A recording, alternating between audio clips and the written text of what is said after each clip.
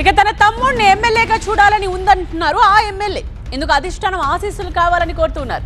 Yes, TDP MLA Kotamreddy Sridhar Reddy కీలక వ్యాఖ్యలు. తన తమ్ముడు గిరిధర్ని ఎమ్మెల్యేగా చూడాలని ఉందంటున్నారు కోటంరెడ్డి. పార్టీ అధిష్టానం ఆశీస్సులుంటే గిరిధర్ ఎమ్మెల్యే అవుతారని చెప్పారు ఆయన.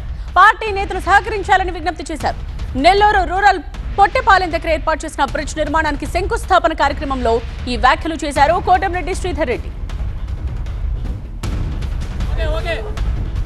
నా కోరిక కూడా చంద్రబాబు నాయుడు గారి ఆశీస్సులతో, నారా లోకేష్ గారి ఆశీస్సులతో డీలిమిటేషన్ అన్ని రకాల సహకరిస్తే, ఈ ప్రాంతం జనరల్ అయితే, చంద్రబాబు గారు అవకాశం ఇస్తే, లోకేష్ గారు అవకాశం ఇస్తే, పార్లమెంట్ సభ్యులు వేమిరెడ్డి ప్రభాకర్ రెడ్డి గారు, జిల్లా పార్టీ అధ్యక్షుడు బేదా రవిచంద్ర గారు సహకరిస్తే తప్పకుండా గిరిని ఎమ్మెల్యేగా చూడాలా అన్న కోరిక నాకు బలంగా ఉంది.